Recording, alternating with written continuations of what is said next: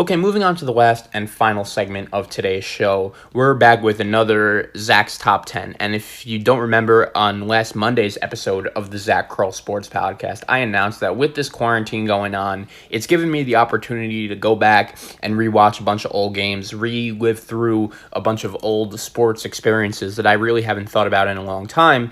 And I wanted to find a way to incorporate that into this podcast, and I thought the top 10 would be a basic way to do that. And on Monday, we did football, as we did the top 10 teams in the last 15 years that weren't able to win a Super Bowl. And the fact that we started off today's show talking baseball, the fact that we haven't spoken baseball on the show in a pretty long time, that gave me the idea for this top 10. And that top 10 is the top 10 overall teams since I've started watching baseball, and that's within the past 15 years. So really, no team before 2006 made this list. So if you guys have any objections on my list, if you guys want to make a list of your own, you guys know where to hit me. And without further ado, here are my top 10 MLB teams of the past 15 years.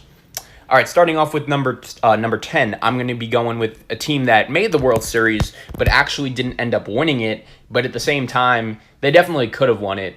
And you know what I mean, and that's the 2017 Los Angeles Dodgers. And this team was loaded all across the field. There still are a lot of players on this team that are still on the LA Dodgers. But you had Clayton Kershaw, you had Hugh Darvish, you had Kenta Maeda. Now, unfortunately, Kershaw and Maeda and Darvish, especially in that last game of the World Series, really didn't come up clutch. But at the same time, Cody Bellinger was coming into his own. You had Jock Peterson, who was awesome in the World Series. You had Yasiel Puig. You had Chris Taylor, who had that big hit in Game 5 of the World Series against the Houston Astros. And when you look at how exactly this Dodgers season went down, they finished a 104 in 58. And then when you look at their postseason, they sweep Arizona in the division series as Clayton Kershaw started Game 1. He was awesome down the stretch.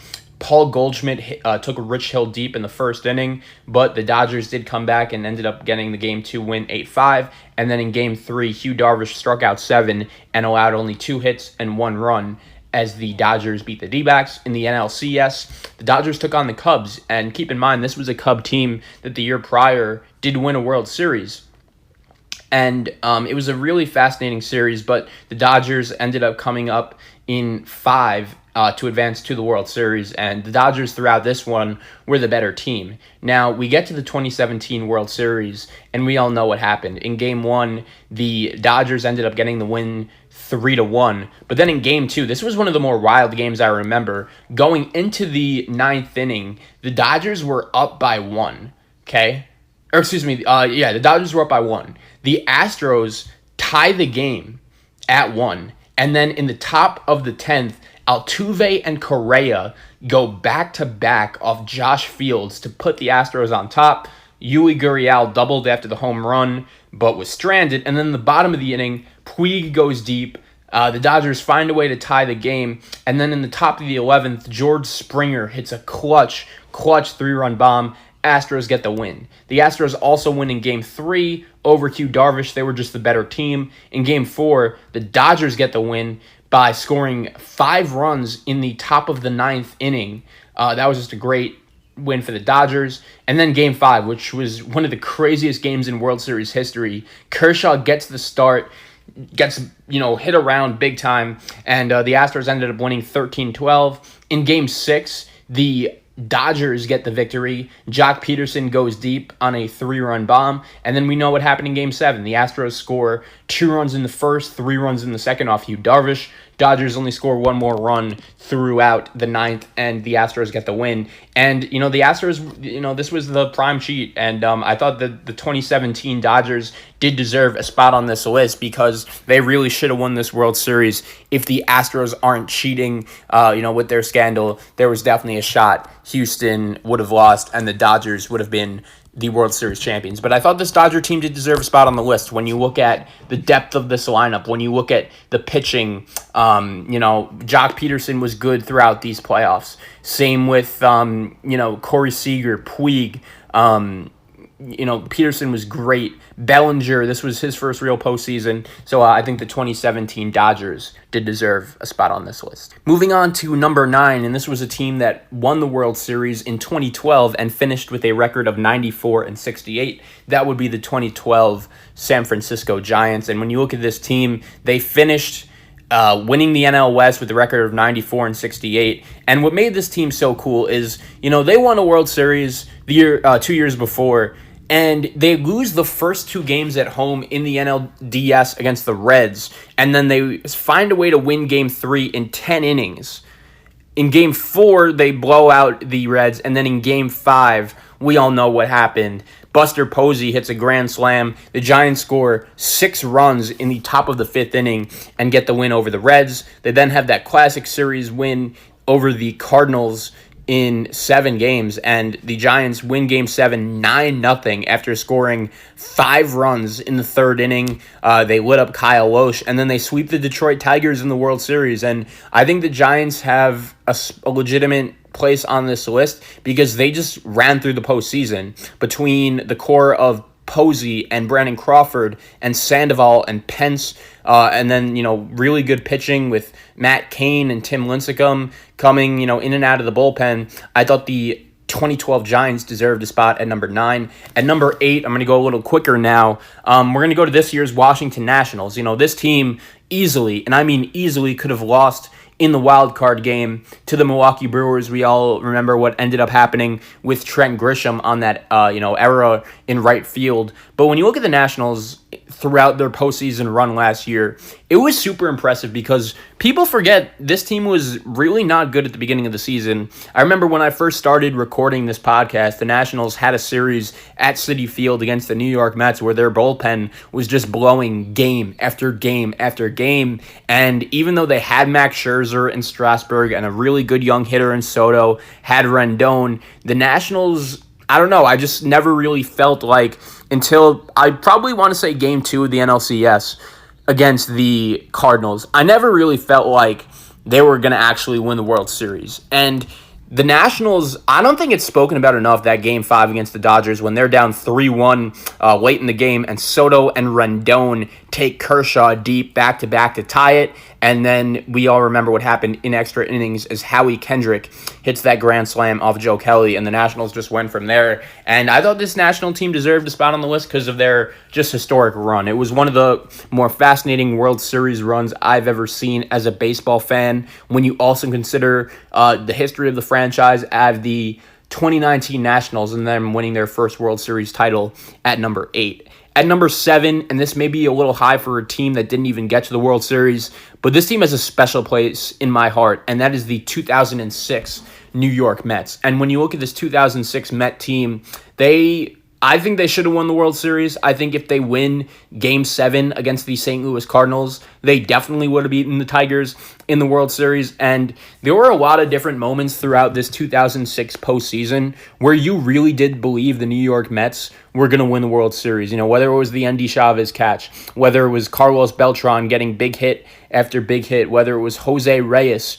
providing his excitement. Delgado was good with Duca, but unfortunately the Mets pitching just really limped into the playoffs and wasn't really able to get the job done. El Duque was hurt. Aaron Heilman, as we know, ended up giving up the home run to Yadier Molina, and the Cardinals ended up winning that game in heartbreaking fashion. But this 2006 Met team was just so fun to watch. They swept the Dodgers in the NLCS, and I do believe that they were the best team in baseball. The Yankees lost in the ALDS that year against the Detroit Tigers, and this was when I was really first starting getting into baseball. I really did think the Mets had a good shot to win the World Series. This was really the team that got me into baseball. I have them at number 7.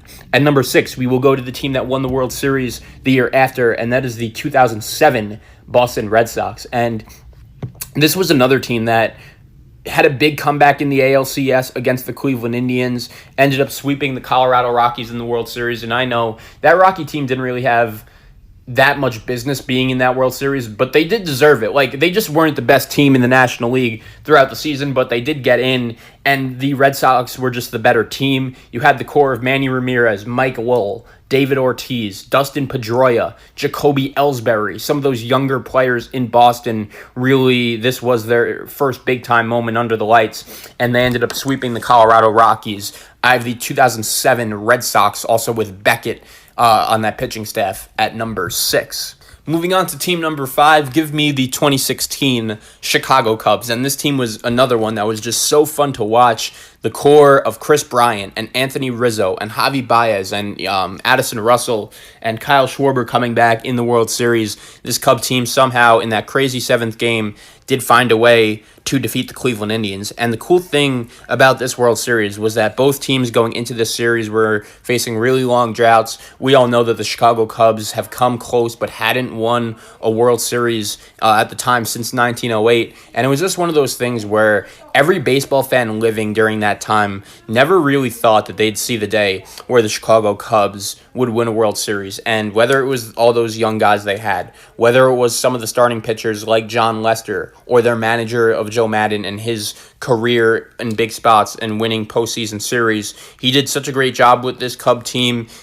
David Ross had a big home run in the 7th game. You also remember there was a rain delay, and apparently it was actually, ironically enough, Jason Hayward who made that very passionate speech in the clubhouse, and a lot of Cub players, when you talk to them, will say that was one of the main reasons, indeed, why the Chicago Cubs ended up beating the Indians and winning that World Series. But this team was really good, with Chris Bryant, Anthony Rizzo leading the way. Dexter Fowler was very good throughout this postseason as well. He hit the big leadoff home run in Game 7 of the World Series to kind of ease that tension a little bit.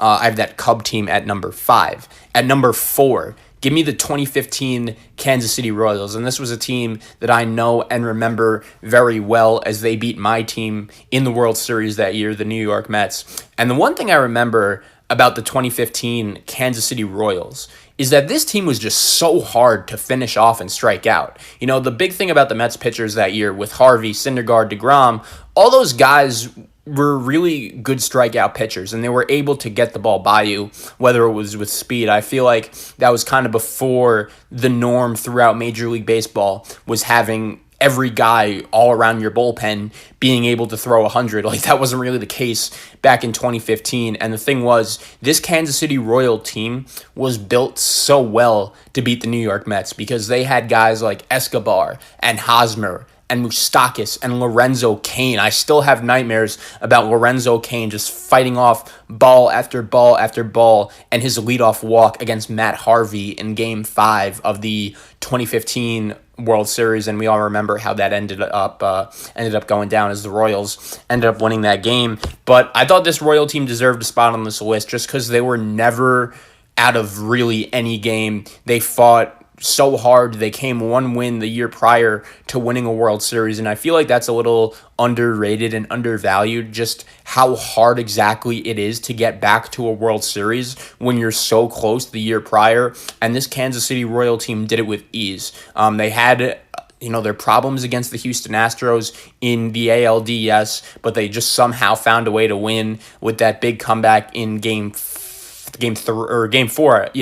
of that series with their last at bat facing elimination, and the Kansas City Royals came through. I had them at number 4, the 2015 Royals. At number 3, I decided to put the 2009 World Series champion New York Yankees. And this was the first year of the new Yankee Stadium, the core of Teixeira and A-Rod and Jeter and Posada still being there. You had Hideki Matsui, you had Johnny Damon, you had Nick Swisher. All three of those guys made big-time contributions throughout the season. Melky Cabrera as well. And their pitching was really fueled by their free agent signings. And that's what makes Brian Cashman one of the best general managers in Major League Baseball history. Bringing in CC Sabathia, bringing in AJ Burnett, having Andy Pettitte be, himself and just as clutch as ever throughout all the World Series games and the postseason. If you remember, the New York Yankees actually defeated Pedro Martinez one last time in the World Series. And I remember for all the Yankee fans that, go back to 2003 and 2004 and their mockings of Pedro Martinez it must have been a really good feeling for them to see this guy back at Yankee Stadium one more time and just getting on his nerves once again. So I have the 2009 New York Yankees at number 3 on this list. Really good and exciting team. At number 2, I'm going to put the 2008 Philadelphia Phillies. And 2008 was an interesting year, especially for my team.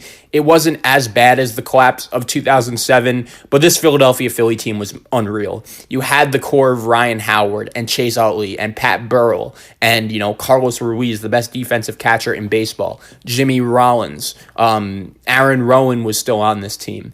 And with Burrell, Pedro Feliz as well had a number of big hits. You had Cole Hamels. You had Joe Blanton, who had a home run in the World Series against the Tampa Bay Rays. And this Philly team was just too good. You also had a closer in Brad Lidge that literally did not blow a save the entire season.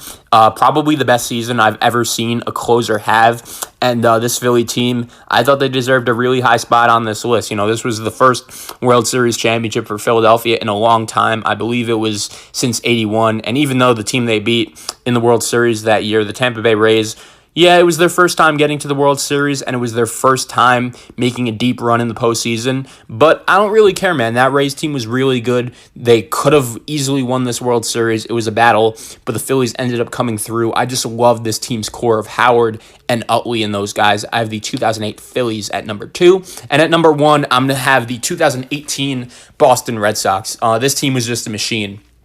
And it's so weird that only 2 short years later, a bunch of the key contributors from this team are gone, whether it's Alex Cora, whether it is David Price, whether it is Mookie Betts. And this team just found a way to win game after game after game. You remember in the ALCS against the Astros, I believe the Astros actually went into Fenway and won game 1. And I remember Red Sox fans were feeling a little nervous because the year prior, the Astros actually knocked them out of the postseason in the ALDS. The Red Sox had lost game 1 at home, but all of a sudden they were just beating the Astros somehow, some way. You remember that just sick catch by Andrew Benintendi in, I believe it was game 5 of the ALCS when he made that sliding catch to rob the Astros. I believe it was Altuve of the game-winning hit possibly. And in the World Series, they had that one slip-up against the LA Dodgers in game 3 that went like 18 innings when Max Muncy hit the walk-off home run. But at the same time, the Red Sox really did rebound the next 2 nights as they were down, I believe, in both games. And they just had so many different guys that stepped up that you didn't necessarily expect to do so. And I do feel like that's a big key to teams that win championships, is having that guy that steps up out of legit nowhere. For the Red Sox throughout this postseason, whether it was Steve Pearce, whether it was Mitch Moreland, guys like that really did step up and lead this Boston Red Sox team to a World Series. So once again, to recap my list, my top 10 MLB teams of the past 15 years. At number 10, 2017 Dodgers. At number 9, the 2012 San Francisco Giants. At number 8, the 2019 Washington Nationals. At number 7, the 2006 New York Mets. At number 6, the 2007 Boston Red Sox. At number 5, the 2016 Chicago Cubs. At number 4, the 2015 Kansas City Royals. At number 3, the 2009 New York Yankees. At number 2, the 2008 Philadelphia Phillies. And at number 1, the 2018 Boston Red Sox. Those are my top 10 MLB teams of the past 15 years.